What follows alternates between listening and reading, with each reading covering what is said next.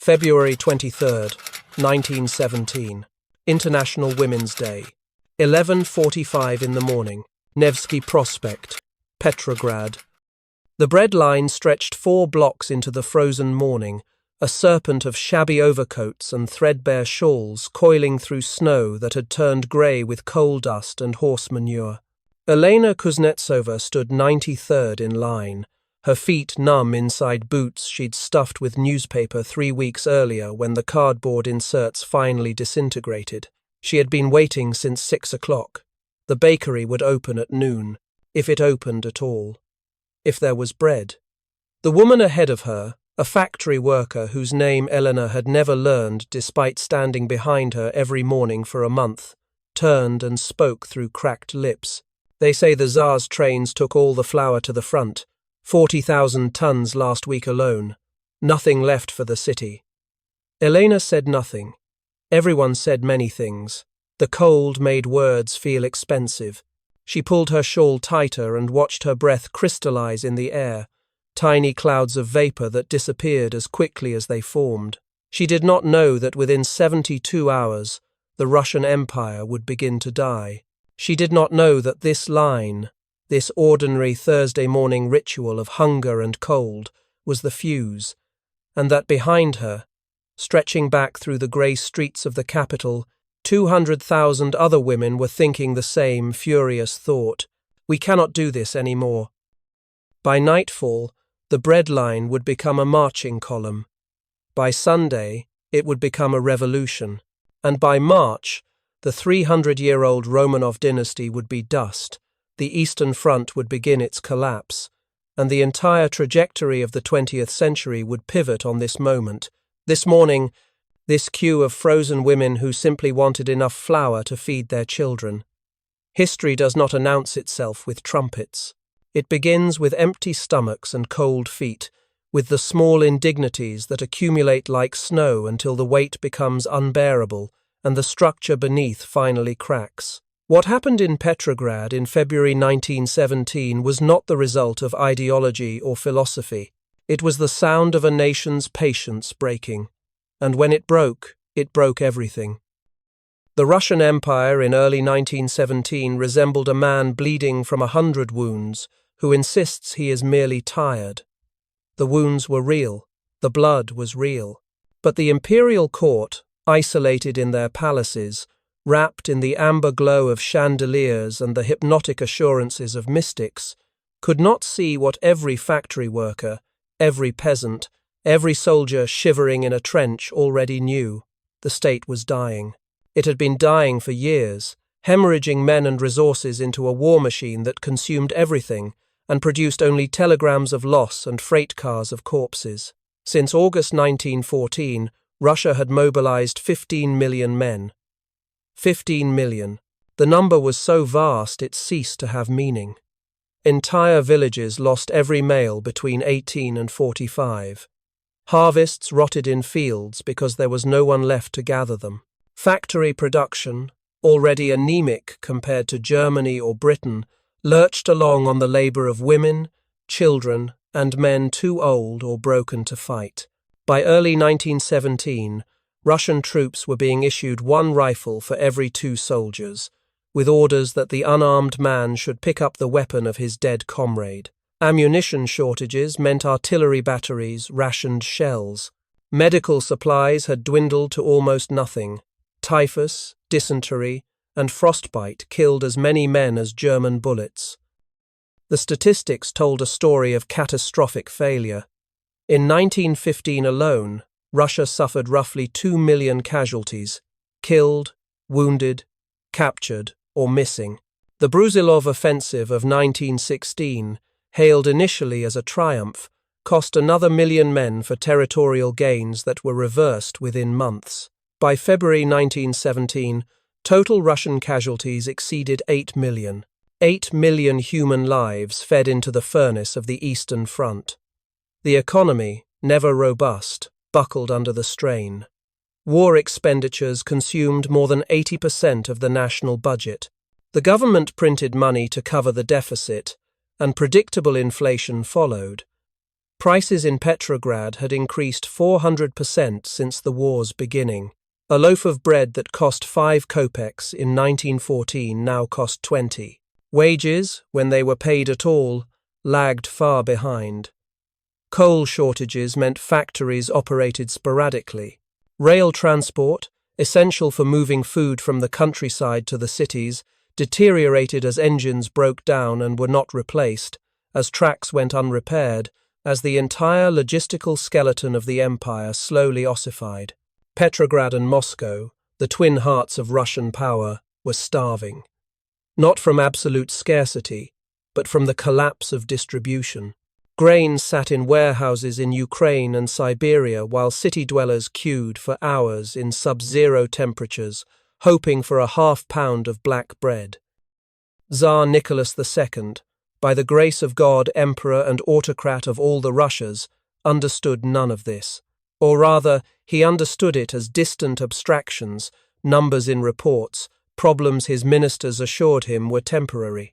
Nicholas was a man of limited imagination and stubborn faith, convinced that his authority derived from divine sanction and that the loyalty of his people was as immutable as the winter ice. He was 48 years old in 1917, a small, neat man with a carefully trimmed beard and sad, pale eyes that seemed perpetually surprised by the world's refusal to conform to his expectations. He loved his family with desperate intensity, doted on his haemophiliac son Alexei, and believed absolutely in the autocratic principle that Russia required a firm hand, a single will, an emperor who embodied the nation. Since September 1915, Nicholas had taken personal command of the army, leaving Petrograd and the day-to-day governance of the empire to his wife, Tsarina Alexandra, and her grotesque confidant, Grigory Rasputin, the Siberian holy man whose influence over the imperial couple had become a source of national disgust. Rasputin was murdered by aristocratic conspirators in December 1916, but the damage to the monarchy's credibility was irreversible. By February 1917, the Tsar was an object of contempt not just among radicals and revolutionaries, but among his own generals, aristocrats, and ministers. The word treason circulated in whispered conversations at court. Plans for a palace coup were discussed openly. Yet Nicholas remained at military headquarters in Mogilev, 300 miles from the capital, reading reports of minor tactical successes and writing letters to his wife about the weather. In Petrograd, the cold was merciless. February 1917 was one of the harshest winters in memory, with temperatures plunging below -20 Celsius for days at a stretch. Fuel was scarce. Factories closed intermittently because there was no coal to power the boilers. When the factories closed, workers received no wages. When there were no wages, there was no money for food, even when food could be found. The city's population had swollen to nearly 2.5 million, bloated by refugees from the western provinces and workers drawn to the armament plants that ringed the industrial districts. Housing was catastrophically inadequate. Entire families lived in single rooms. Disease spread through the crowded tenements like fire through kindling. The winter was a crucible, and Petrograd simmered with suppressed rage. Strikes, which had been sporadic in 1916, intensified. In January alone, more than 250,000 workers participated in work stoppages. The causes varied: demands for higher wages, protests against the dismissal of popular foremen, anger over food shortages. But the common thread was exhaustion, the sense that something fundamental had broken, that the old assurances no longer held. People were tired of the war. They were tired of dying. They were tired of watching their children go hungry, and they were beginning to lose their fear. The Petrograd garrison, theoretically the ultimate guarantor of order, was a rotten shell. It numbered nearly 200,000 men, but they were not soldiers in any meaningful sense. Most were raw recruits, many middle-aged, pulled from reserve units and given minimal training before being stationed in the capital to await deployment to the front. They lived in squalid barracks, were poorly fed, poorly equipped, and led by officers who treated them with contempt. These were not the loyal Cossack regiments or guards units that had suppressed the 1905 revolution. Those elite formations were at the front.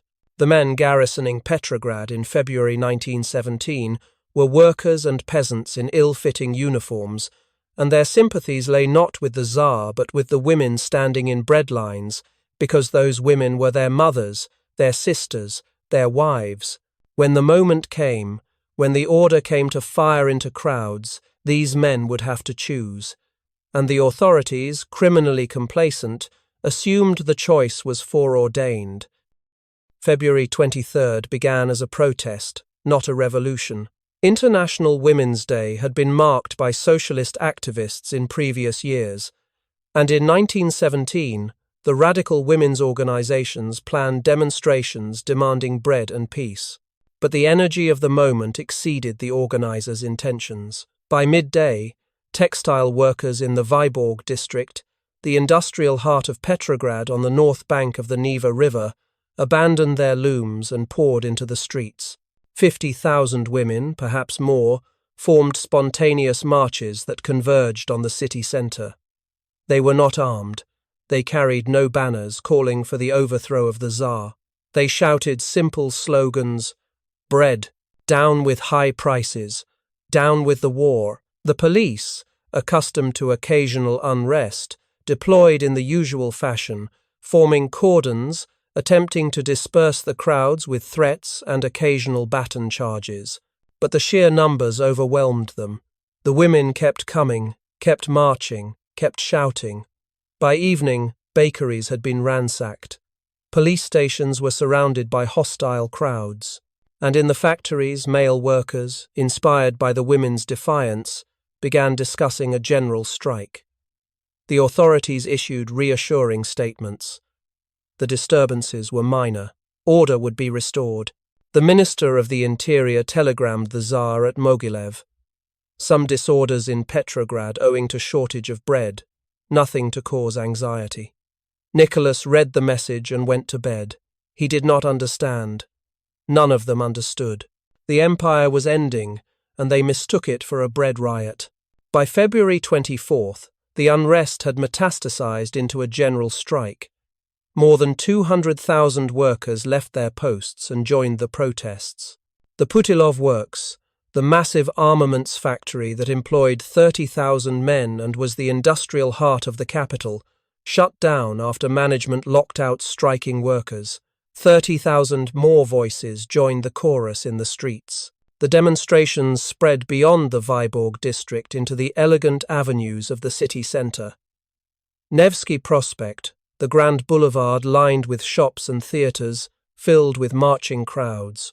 Students, clerks, professionals, people who had never protested anything, stepped out of their apartments and joined the flow. The mood was still, bizarrely, almost festive. There was anger, yes, but also a strange exhilaration, a sense of collective power, the realization that they were many and the authorities were few. Mounted police charged crowds with whips.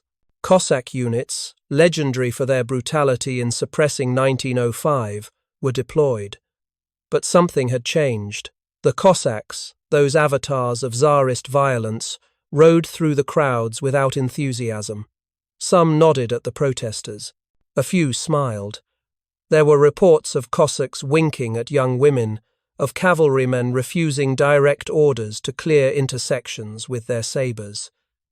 The veneer of invincibility was cracking. The demonstrators could sense it. They pressed forward. February 25th.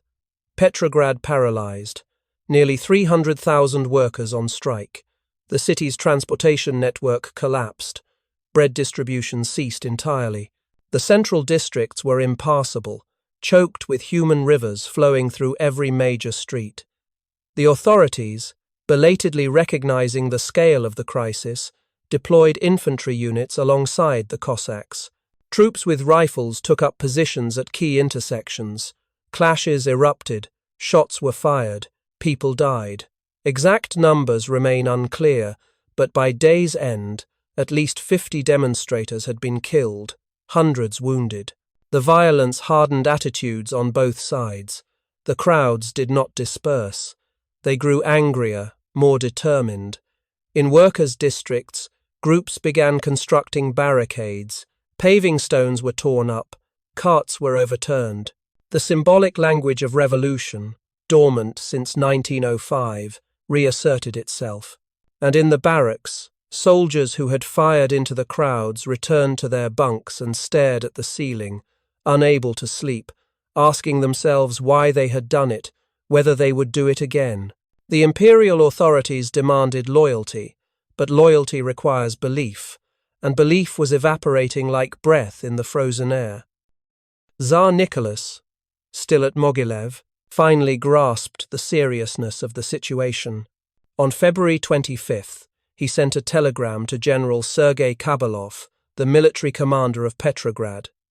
"I order that the disorders in the capital, intolerable during these difficult times of war with Germany and Austria, be ended tomorrow. Nicholas, end the disorders.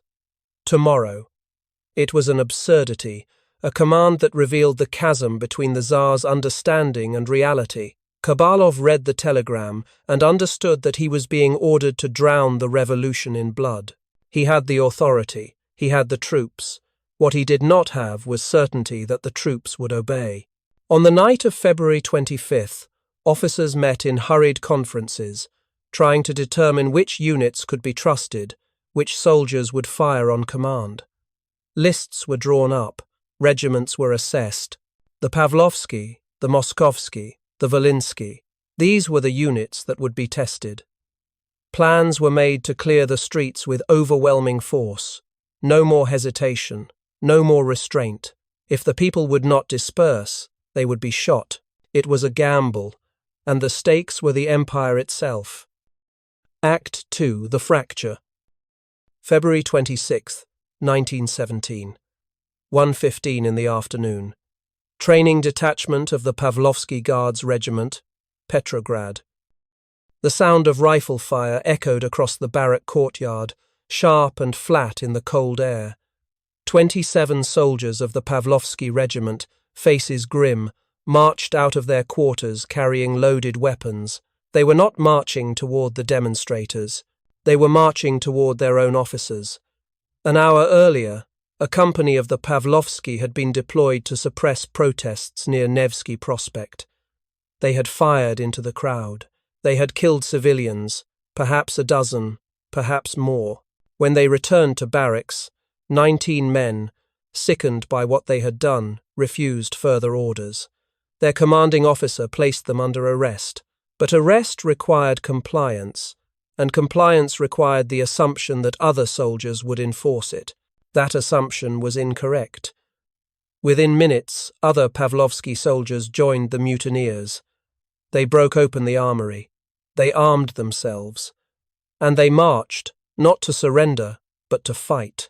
A brief, chaotic firefight erupted inside the barracks. One officer was killed. Others fled. By mid-afternoon, the mutiny was suppressed by loyal units, and the rebels were disarmed and imprisoned. But the psychological barrier had been breached. Russian soldiers had fired on Russian officers. The unthinkable had happened. And word spread through the garrison with the speed of panic. The Pavlovsky had mutinied. If the Pavlovsky could break, any unit could break. The empire's last pillar was crumbling. That night, soldiers across Petrograd lay awake in their bunks, wrestling with impossible choices. They were not revolutionaries. Most had never read Marx or heard of Lenin. Their politics, such as they were, consisted of inchoate frustration and bone-deep exhaustion. They did not want to overthrow the Tsar. They wanted to go home. They wanted the war to end. They wanted to stop killing people whose only crime was hunger. In the Volynsky Regiment's barracks, a 19-year-old conscript named Timofey Kirpichnikov could not sleep. He had been on Nevsky Prospect that afternoon, standing in formation, watching the crowds surge forward, hearing the officers shout orders to prepare to fire. He had not fired. He had aimed high, over their heads, hoping no one would notice. But others had fired true, and he had watched bodies fall, had seen blood staining the snow, had heard the screams. Tomorrow, he knew, they would be ordered out again. Tomorrow, the officers would watch more carefully. Tomorrow, he would have to choose between his conscience and his life. Kirpichnikov made a decision. He whispered to the men in the bunks nearest him. The whispers spread. By dawn, a plan had formed, shapeless and desperate, but real. When the morning assembly came, when the officers gave orders, the soldiers of the Volynsky Regiment would refuse. And if refusal meant death, they would fight. February 27th, 7:30 in the morning. The Volynsky Regiment assembled for morning roll call.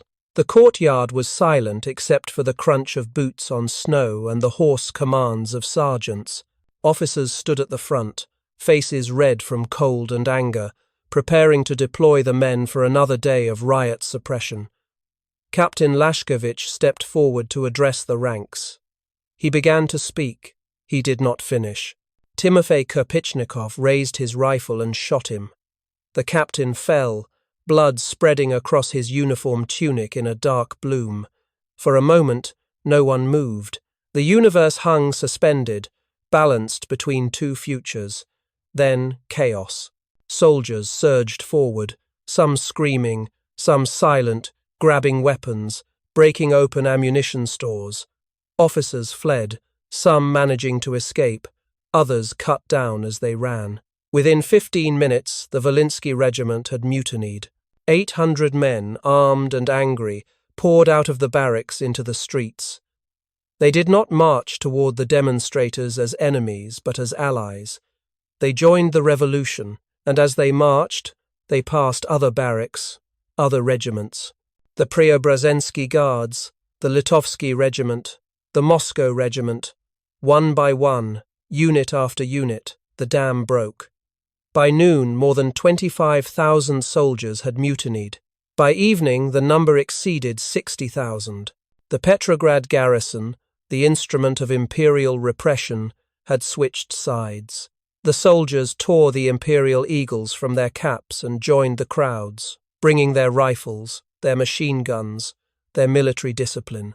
The revolution, which had begun as women demanding bread, now had an army. The violence intensified. Mutinous soldiers and armed workers attacked police stations, arsenals, government buildings.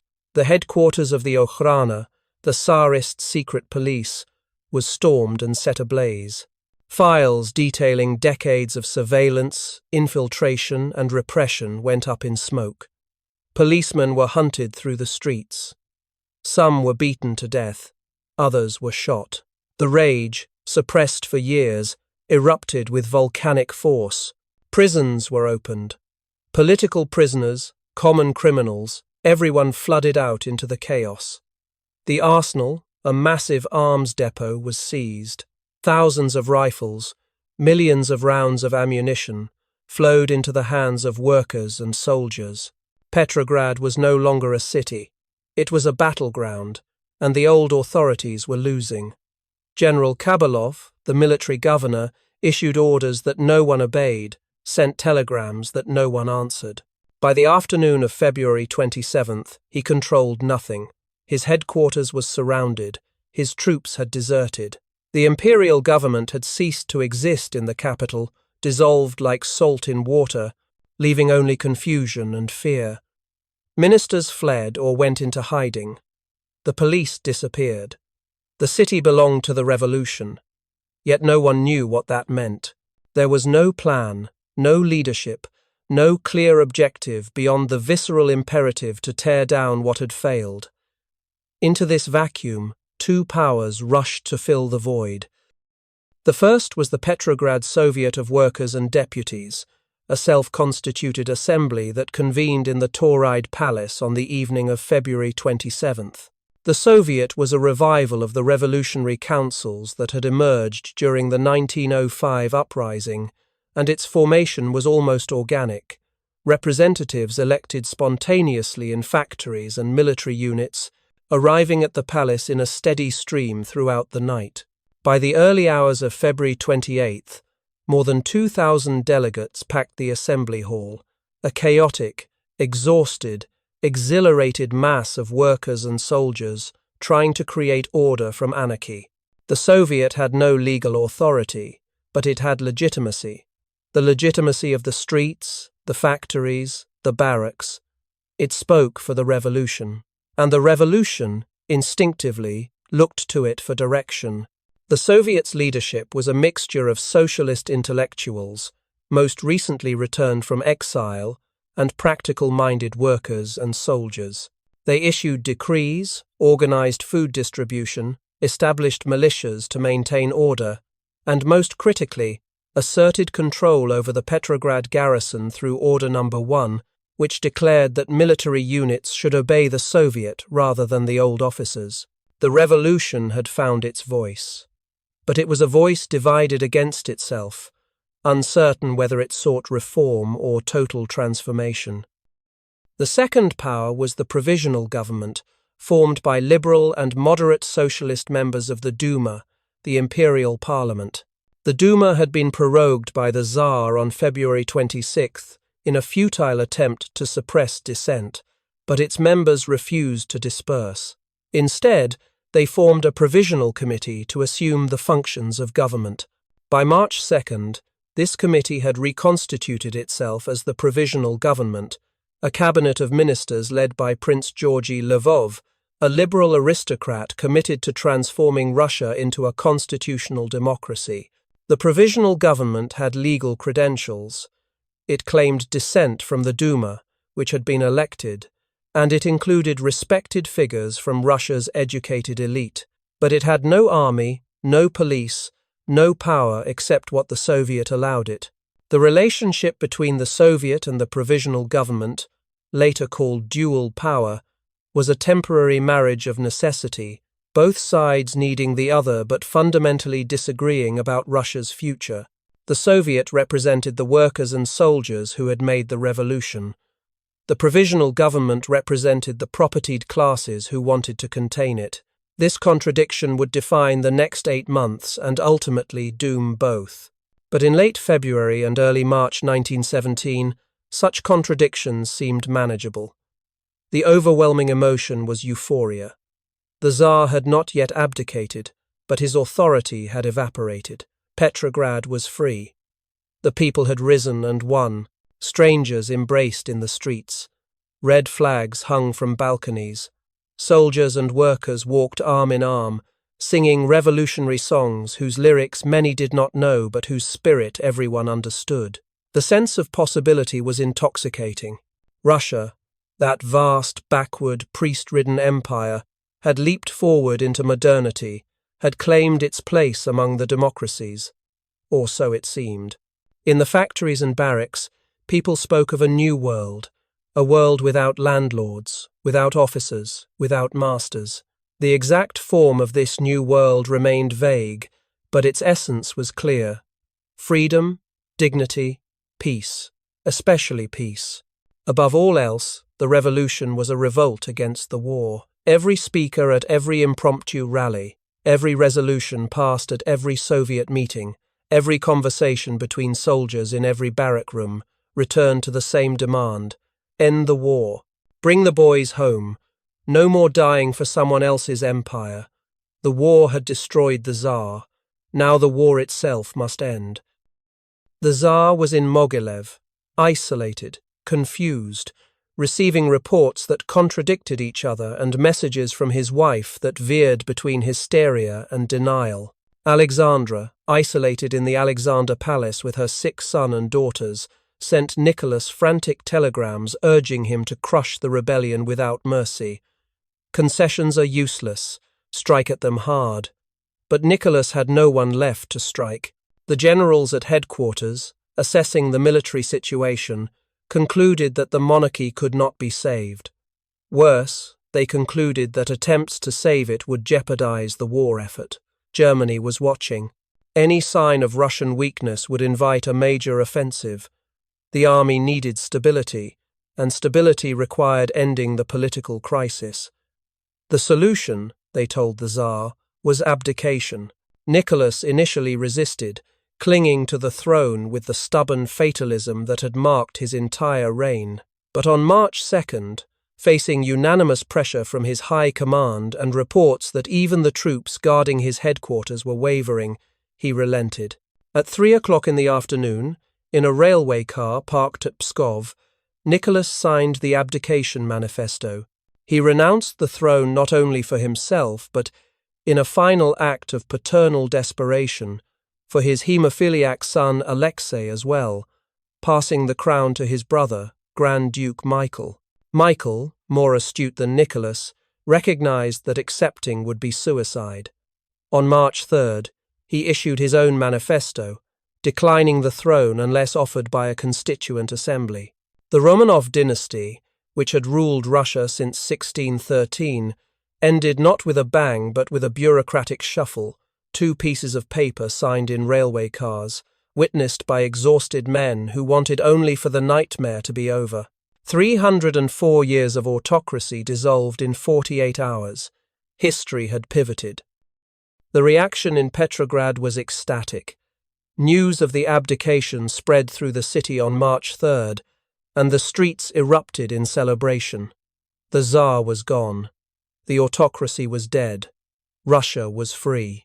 Newspapers printed special editions with headlines in bold type, "The old regime has fallen." Crowds gathered in front of the Winter Palace, singing the Marseillaise, the anthem of the French Revolution, now adopted as the anthem of the Russian Revolution. The symbolism was deliberate. Russia had joined the family of republics. Soldiers ripped epaulets from officers' uniforms. Workers elected factory committees to take control of production. Peasants, receiving garbled news of events in the capital, began seizing land from aristocratic estates, reasoning that if the Tsar was gone, so were the old property relations. The revolution was a flood, sweeping away institutions that had seemed eternal. Yet, beneath the euphoria, problems festered. The Provisional government issued liberal decrees: freedom of speech, freedom of assembly, amnesty for political prisoners, but it issued no decree ending the war. Prince Lvov and his ministers, pressed by Britain and France, committed to continuing the war effort, to honoring Russia's alliances. This was a catastrophic miscalculation. The Russian people had not overthrown the Tsar in order to keep dying in the trenches. The soldiers had not mutinied in order to resume taking orders from the same officers who had sent them into machine gun fire. The workers had not struck and starved in order to keep producing shells for a war they despised. The disconnect between the government and the people was total, and into this disconnect a virus entered. His name was Vladimir Ilyich Ulyanov, known to history as Lenin.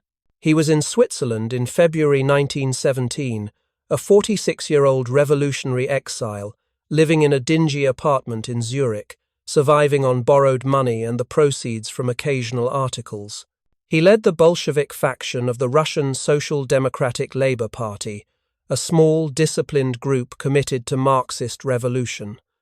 The Bolsheviks had played almost no role in the February Revolution. They were surprised by it, as was everyone.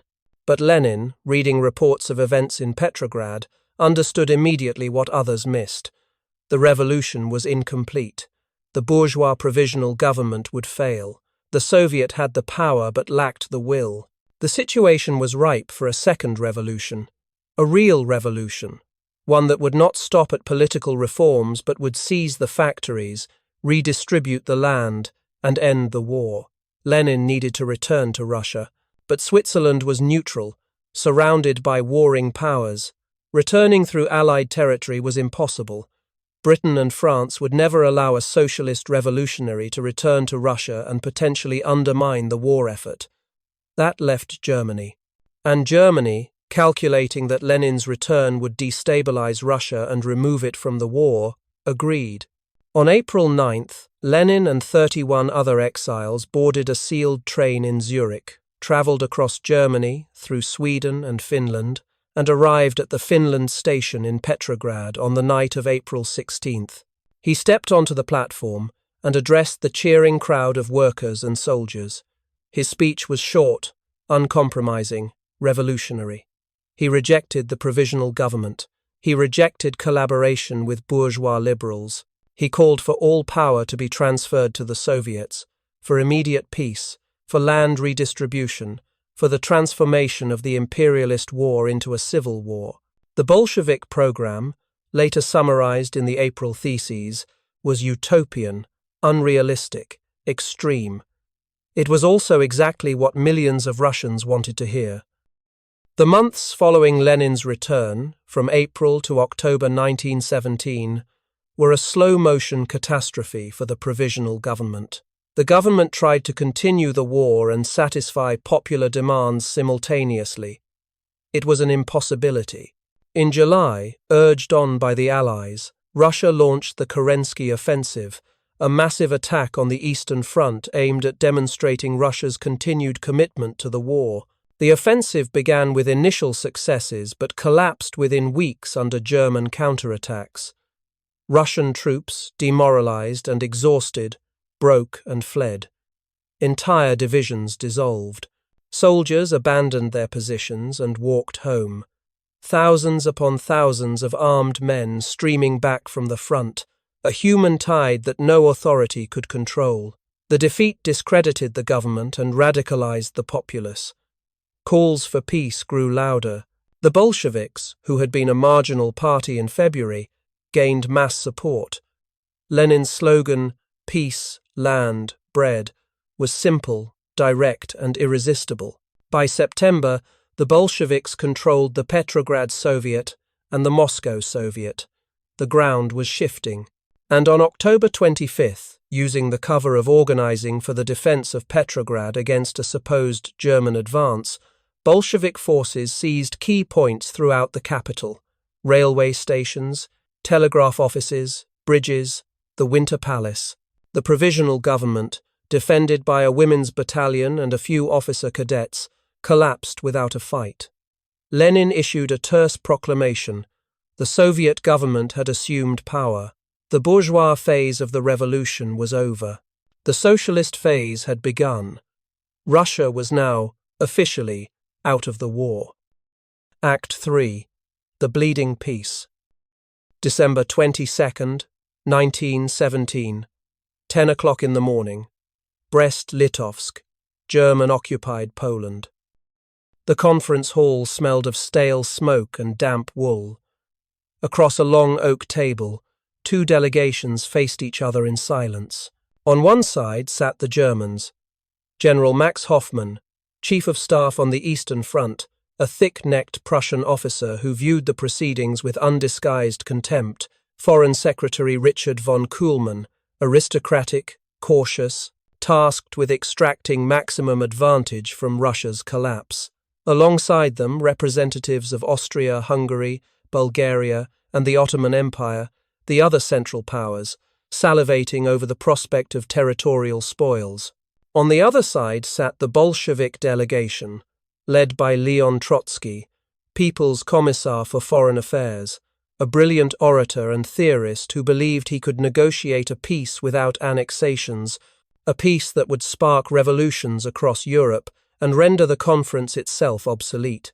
Trotsky, lean and intense, dressed in a worn overcoat that contrasted sharply with the German officers' immaculate uniforms, leaned forward and began to speak. He spoke of proletarian internationalism, of the coming world revolution, of the solidarity of workers across borders. General Hoffmann listened for 15 minutes, then interrupted. Herr Kommissar, we are not here to discuss philosophy. We are here to discuss territory. You have lost the war. These are our terms. He unrolled a map. The boundaries he indicated encompassed Poland, Lithuania, Latvia, Estonia, parts of Belarus, and Ukraine. 1 million square kilometers, 62 million people, Russia's most productive agricultural and industrial regions.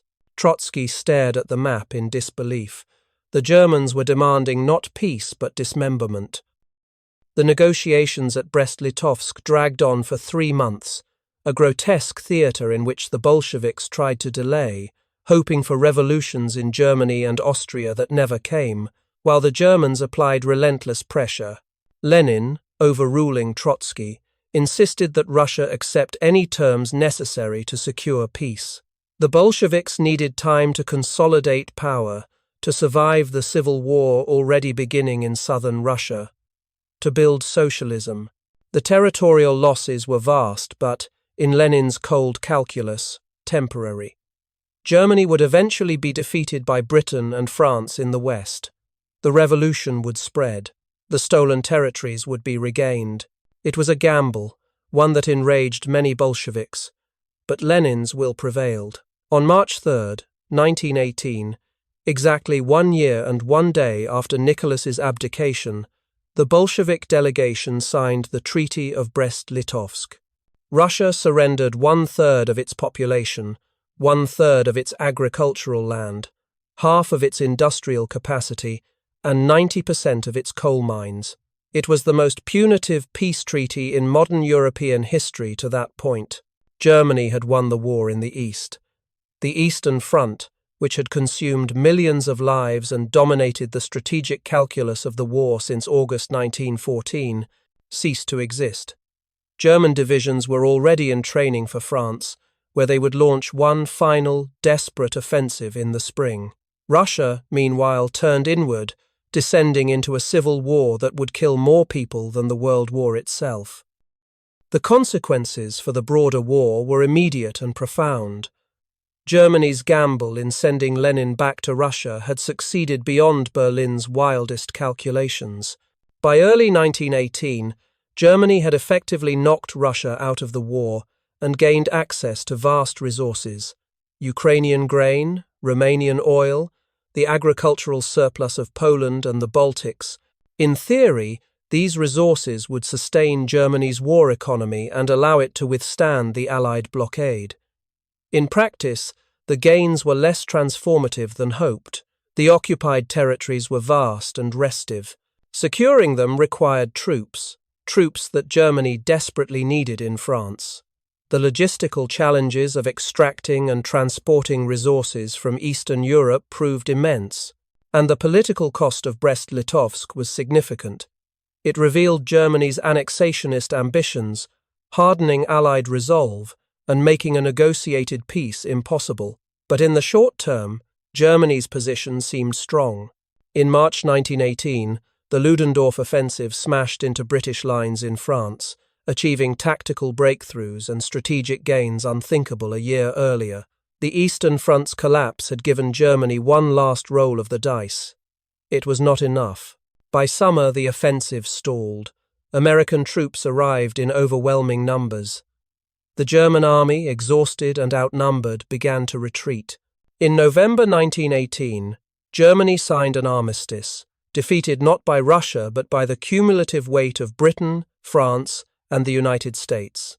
The Treaty of Brest-Litovsk was annulled.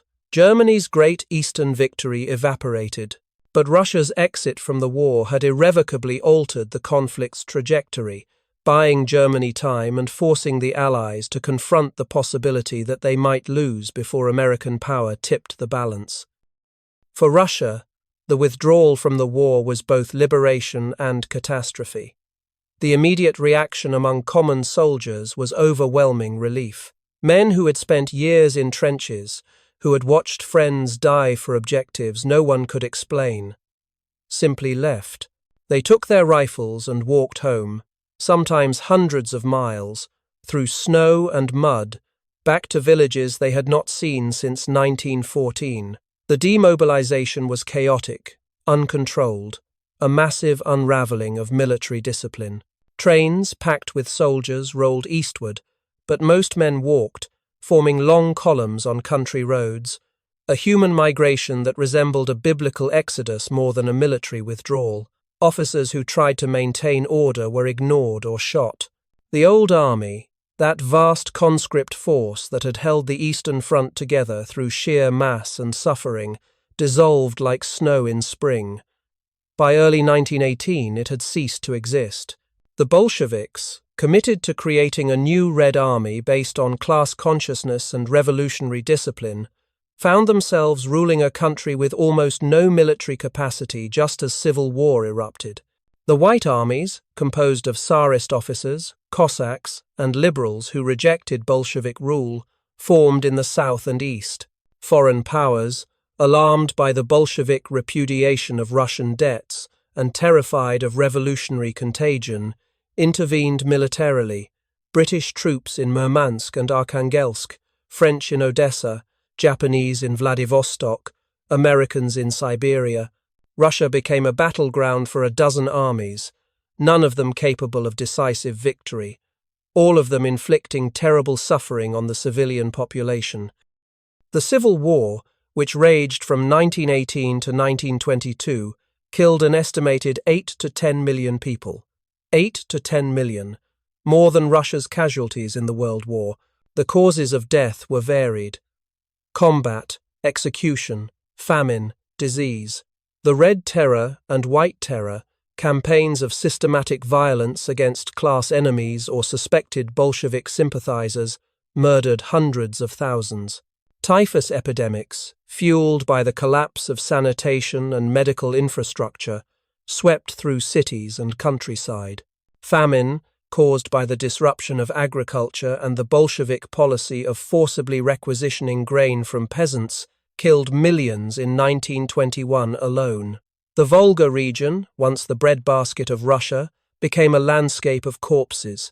Reports emerged of cannibalism, of parents eating their children, of horrors that defied comprehension.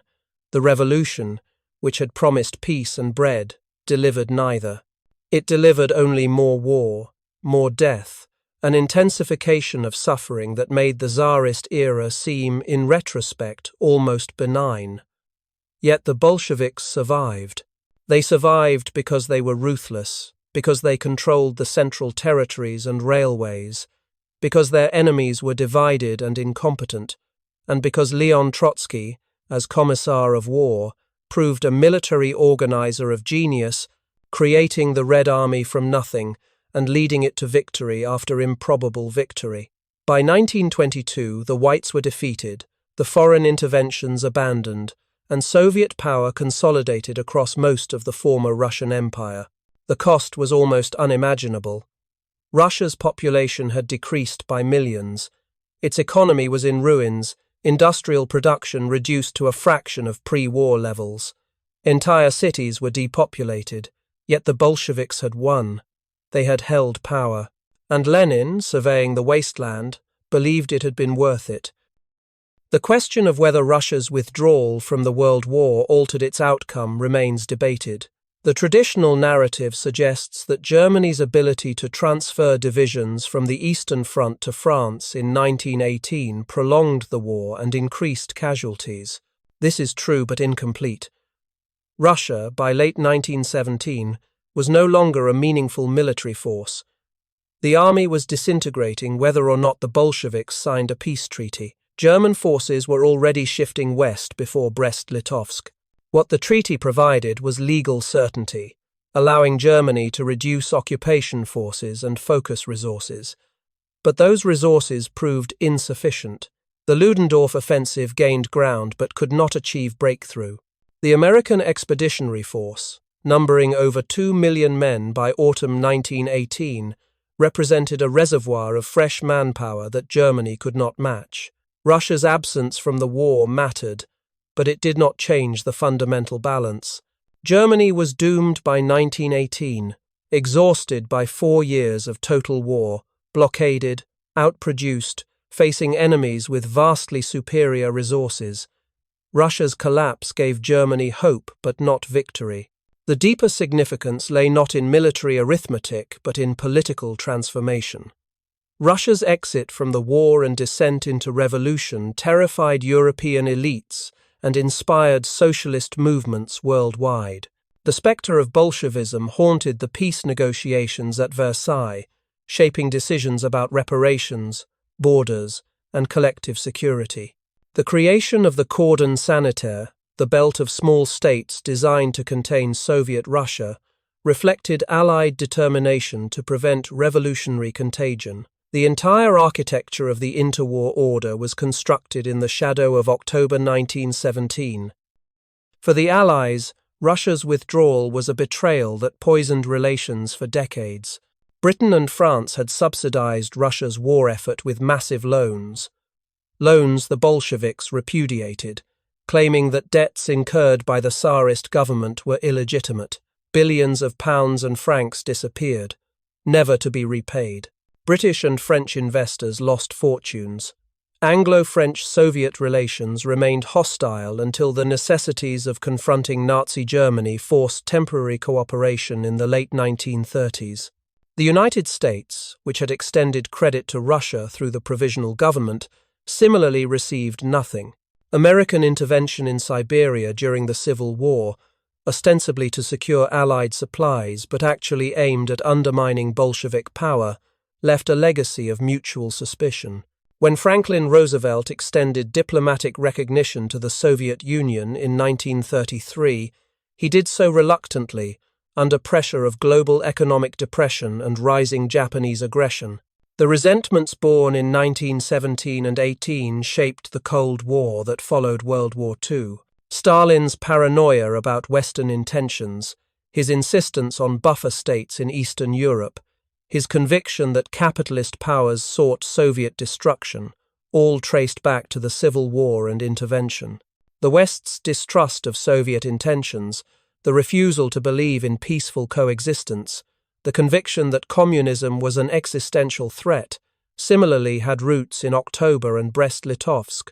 The ideological conflict that defined the second half of the 20th century began in Petrograd in February 1917. In those bread lines, those barracks, those frozen streets where a dying empire finally collapsed. The human cost of Russia's revolution and withdrawal from the war resists calculation. Numbers become abstractions.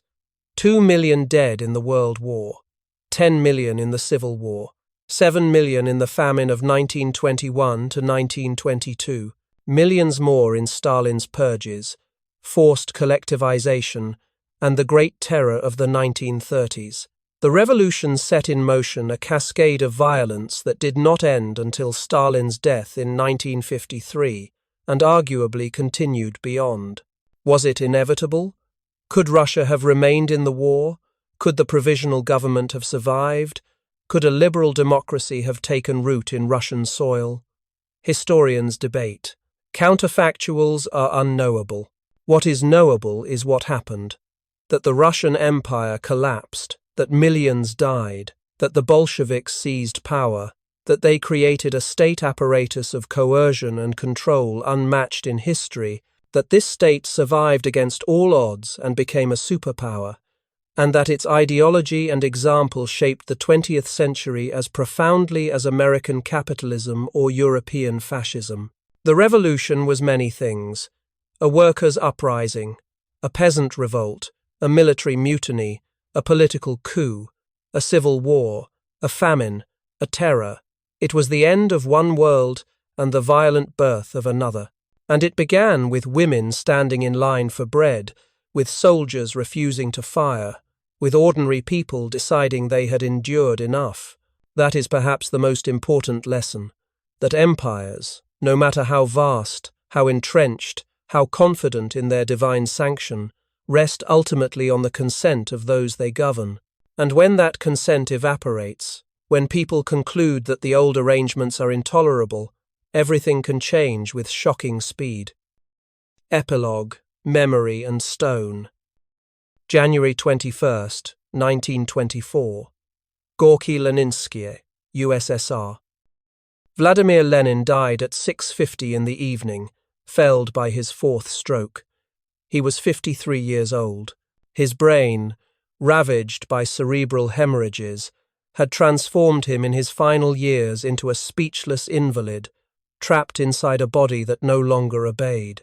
The revolution he had led, the state he had founded, continued without him, already mutating under Joseph Stalin's bureaucratic control into something Lenin would have struggled to recognize. Stalin would later embalm Lenin's body and place it in a mausoleum in Red Square, turning the revolutionary into a secular saint, an object of pilgrimage and propaganda. Millions would file past the preserved corpse over the following decades, seeking connection to the founding myth of Soviet power. But the real Lenin, the sharp-minded theorist who had boarded a sealed train in Zurich 7 years earlier, died long before his heart stopped. He died in the Civil War's violence, in the compromises and cruelties required to hold power, in the gap between revolutionary vision and administrative reality. What survived was not a man but a symbol, a name invoked to justify policies he might have opposed or embraced, impossible now to say. Timofey Kirpichnikov, the Volynsky Regiment soldier who had fired the first shot of the military mutiny on February 27, 1917, survived the Civil War. He joined the Red Army, fought on the Polish front in 1920, and returned to civilian life as a factory foreman. In 1938, during Stalin's Great Terror, he was arrested on spurious charges of counter-revolutionary activity, as were many old Bolsheviks and 1917 veterans whose memories of the revolution's messy, spontaneous reality contradicted the sanitized official narrative. He spent 15 years in the Gulag, released only after Stalin's death. He never spoke publicly about February 1917 again. His role was quietly written out of Soviet history, his name erased from the records. He died in obscurity in 1960, a forgotten man whose single act of defiance had helped change the world. There is no monument to him, no plaque, no official recognition. History is written by victors, and victors prefer clean narratives to complicated truths.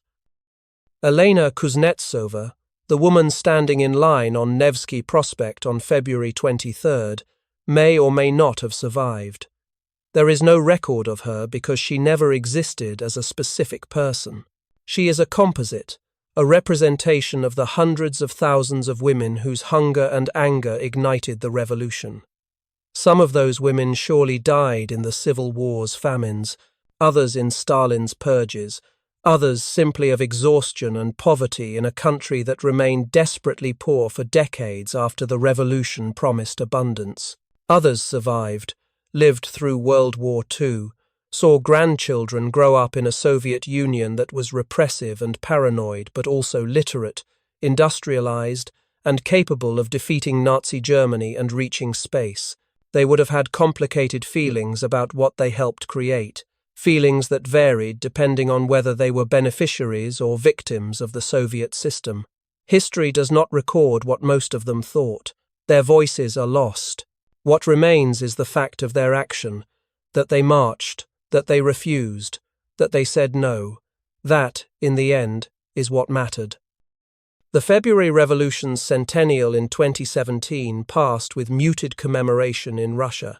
The Putin government, ideologically eclectic, drawing on Tsarist nostalgia, Soviet pride, and nationalist authoritarianism, did not know how to interpret 1917. Celebrating the revolution meant acknowledging popular revolt against autocracy, a dangerous precedent. Condemning it meant rejecting the Soviet victory in World War II and Russia's superpower status, equally problematic. The solution was ambiguity, vague acknowledgement without endorsement, historical memory defanged and neutralized. In the West, the centennial prompted reflection on revolution's nature, whether it is ever justified, whether it inevitably devours its children, whether the gap between utopian promise and dystopian reality is inherent or contingent. These are old questions without clear answers. What the Russian Revolution demonstrated, beyond doubt, is that the old world can end, that systems appearing permanent can dissolve in days, that ordinary people possess the power to overthrow empires. It also demonstrated that revolutions do not guarantee improvement, that the new world may be as cruel as the old, that violence, once unleashed, develops its own momentum. Both truths coexist. Both are part of the legacy. The Eastern Front, that vast theatre of suffering from the Baltic to the Black Sea, is mostly forgotten in Western memory of the World War. Anglophone histories focus on the trenches of France and Flanders, on the Somme and Passchendaele, on the lost generation of British poets and American doughboys. The Eastern Front, where casualties dwarfed Western losses, where entire armies were encircled and destroyed, where the Russian Empire bled out and died, remains obscure. This is partly a function of language and access. Soviet archives were closed for decades.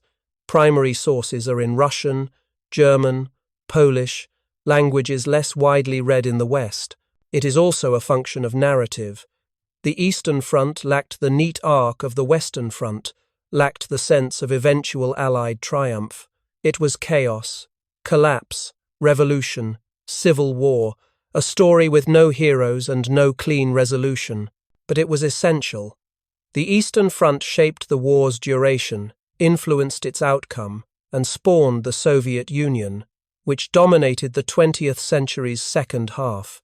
Understanding the World War without understanding Russia's role is like understanding a clock by examining only the visible gears while ignoring the hidden springs that drive the mechanism. The February Revolution and Russia's withdrawal were not peripheral events. They were central, world historical, transformative. A century later, the world the revolution helped create is gone. The Soviet Union collapsed in 1991, dismantled not by external enemies but by internal stagnation, by the accumulated weight of 70 years of repression, inefficiency, and ideological exhaustion. The communist parties that had controlled a third of humanity in the 1980s are mostly extinct or transmuted into something unrecognizable. The Cold War's ideological certainties have dissolved, replaced by new conflicts, new technologies, new forms of control and resistance. Yet the questions the revolution posed remain. How should power be organized? Who should govern? What obligations do states owe citizens, and citizens owe each other? Is violent overthrow of unjust systems justified, or does it inevitably produce worse injustice? Can human society be rationally reorganized, or is such ambition inherently totalitarian? These questions haunted the 20th century. They haunt the 21st. The Russian Revolution provides no answers, only warnings and examples, both inspiring and horrifying, of what happens when a society breaks and attempts to remake itself. That the attempt failed, or succeeded only in creating new forms of oppression, does not invalidate the impulse behind it. People standing in bread lines in frozen streets, watching their children go hungry while elites feast, soldiers ordered to kill their own people, workers ground down by systems that treat them as expendable. These conditions produce rage, and rage produces revolutions. Whether those revolutions produce anything better is a separate question, one that each generation must answer for itself. The last Romanovs died in a basement in Yekaterinburg on July 17, 1918. Nicholas, Alexandra, their 5 children, and 4 loyal servants were woken in the middle of the night by Bolshevik guards, told they were being relocated for their safety, and led to a cellar room. There, a firing squad entered and executed them. The killing was botched and brutal. The shooters were nervous, the room filled with smoke. Bullets ricocheted off jewels sewn into the women's clothing. Some victims had to be finished with bayonets. The bodies were stripped, mutilated, doused with acid, and dumped in a mine shaft, later moved and buried in a shallow grave in a forest. They remained there, lost, until their discovery in 1991. DNA testing confirmed their identities. In 1998, the remains were interred in the Peter and Paul Cathedral in St. Petersburg, beside other Romanov emperors. In 2000, the Russian Orthodox Church canonized the family as passion bearers, martyrs who accepted their fate with Christian resignation. This rehabilitation of the Romanovs, this transformation of Nicholas from incompetent autocrat to sainted victim, reflects modern Russia's ambivalence about its revolutionary past. The urge to condemn the violence, to reclaim a pre-revolutionary identity, coexists with pride in Soviet achievements and resentment of Western triumphalism. History becomes a battleground, the past weaponized for present purposes. The Romanovs, in death, serve the same function they served in life, symbols onto which people project their desires, fears, and political agendas. The reality, the actual people, are irrelevant. They are dead, and the dead have no voice except what the living give them. February 1917. 8 days that shook the world, that ended an empire and began an experiment that consumed a century. The experiment failed. But the courage of those who made the revolution, the ordinary men and women who refused to accept the intolerable, who believed that change was possible, who risked everything for a vision of a better world, that courage remains. It is a reminder that history is not fixed, that the arrangements of power and privilege that seem eternal are, in fact, fragile, dependent on consent and circumstance. The women who marched on February 23rd did not set out to overthrow the Tsar. They wanted bread. The soldiers who mutinied on February 27th did not intend to spark a revolution. They simply refused to keep killing. From these small refusals, a world ended and another began. Whether the new world was better is a question that produces anguish and argument, but that it was different, that it was created by people who chose to act rather than endure, is undeniable. That is the legacy. That is what survives when the ideology crumbles and the statues fall and the archives are opened and the truth, messy and contradictory, finally emerges. People can change history. Not always for the better, often at terrible cost. But they can change it.